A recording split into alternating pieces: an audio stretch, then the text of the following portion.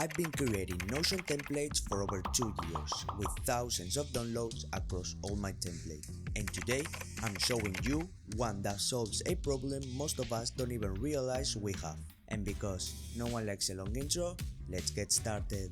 So this is what the dashboard looks like when you first open the wishlist tracker. On the top left, you've got the quick action section. Here, you can add a new product, category or brand in just one click. All you have to do is fill in some basic details like the product name, priority, price, any money you've already saved, the link, notes, and even an image. I encourage you to fill in these details because yes, you can compare products, but we'll check it out later. You can also provide the current status of the product and of course the brand and category of the product. On the right, you've got all your saved products. You can see everything at a glance, including how much money you've got left to save. Now, this button right here lets you add money to a product. When you click it, a pop-up appears. Just enter the amount you want to add and boom, the progress bar and savings automatically update. If you're into this add money feature, give the video a like. And if you're loving the template so far, hit subscribe and drop this emoji in the comments for the sake of engagement.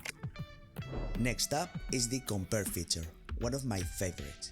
Just tick the checkbox, scroll down to the compare section, and you'll get a side-by-side breakdown of the specs you added earlier. It's a super clean way to compare things like tech specs or features when you're trying to make a smart buying decision. And once you've made your choice, you can promote one as buy next and either delete or archive the other. Moving on, the next two sections, brands and categories, are more like extra insights. You can quickly see how many products you've added to each brand or category, how many you've already bought, and even how much you've spent in each. That last part is especially helpful because it keeps you aware of your spending patterns. Every time you mark a product as bought, the price is automatically added to the total spent. And finally, there's the navigation section. This is where you can dig deeper into your data.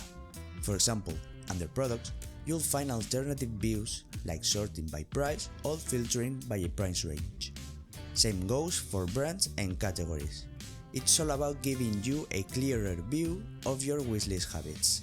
So now your wishlist is fully organized and totally under control. But how about your actual spending? In my next video, I'll show you my Notion finance tracker, the exact one I use to manage my spendings, savings, and budgets month to month.